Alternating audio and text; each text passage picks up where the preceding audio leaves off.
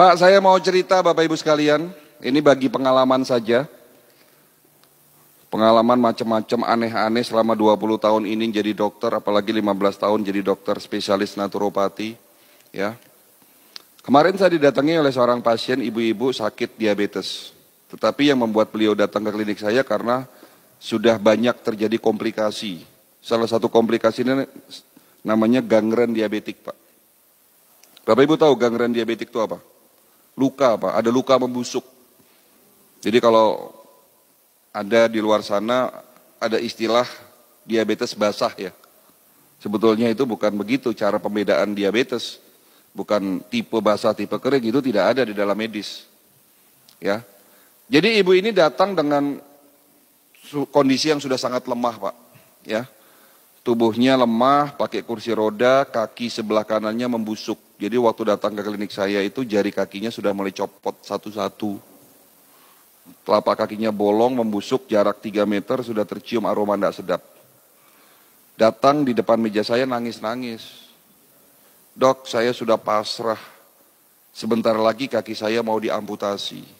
Tapi terakhir saya minta tolong sama dokter. Apakah ada cara supaya kaki saya sembuh tanpa harus diamputasi? 8 bulan terakhir ini saya menderita, Dok, tidak bisa tidur. Ini menjelang malam, itu cekot-cekot rasa kaki saya. Kaki saya ini sudah nggak bisa, Bapak bisa bayangkan lah. Kalau kita ketusuk duri aja sakitnya kayak gimana. Nah ini lukanya menganga, Pak. Ya. Padahal sudah berobat dan sakit diabetesnya sudah 10 tahun. Dan ibu ini rutin minum obat. Saya tidak minum obat selama 10 tahun. Tetapi kenapa, Dok? 1 tahun, 2 tahun terakhir ini tubuh saya semakin melemah. Gula darah saya tidak turun-turun, padahal sudah minum obat, sudah sesuai ikuti anjuran dokter. Bahkan banyak organ dalam tubuh saya ini rusak. Apa yang bisa saya lakukan dengan kondisi seperti itu, Pak? Nah inilah peran dari pengobatan holistik. Kita tetap ikhtiar. Kita tetap bantu mereka yang sakit, yang sudah begitu hopeless. Ya. Sebelum saya memberikan satu resep obat, sebelum saya memberikan pengobatan, prosedur protap di klinik kami, kita harus melakukan medical check up.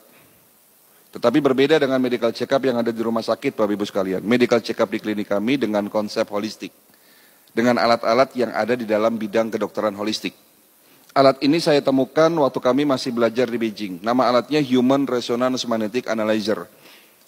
Sebuah alat untuk memeriksa fungsi organ lewat gelombang energi. Alat ini saya bilang cukup canggih, Pak. Ya, hanya 10 menit dapat mendeteksi 250 parameter pemeriksaan. Itu kalau di print semua 30 lembar, Pak.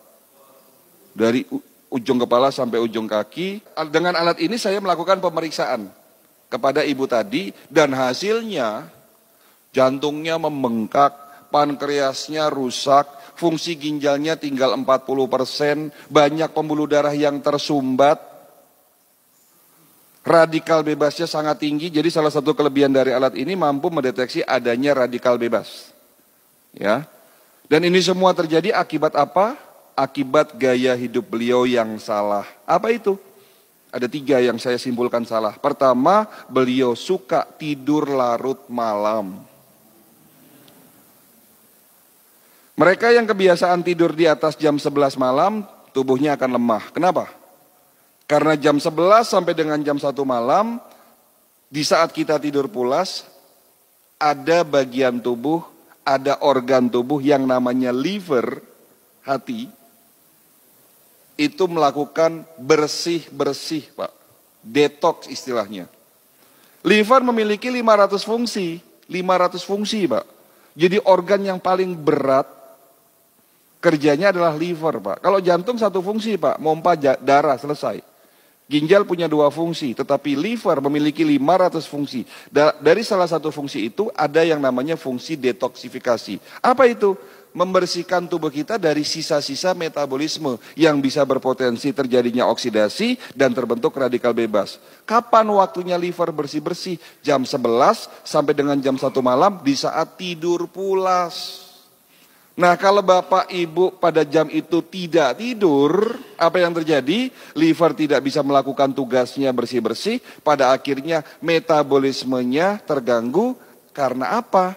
Karena terjadinya oksidasi yang tidak dapat dinetralisir oleh tubuhnya. Jadi karena gaya hidupnya ini salah, sering tidur larut malam, ya lama-lama radikal bebas terbentuk. Gaya hidup kedua yang beliau akui salah, beliau suka makan malam. Nah, mereka yang kebiasaan makan kurang dari 4 jam sebelum tidur malam, apapun yang dimakan akan banyak menjadi sampah di dalam usus besarnya.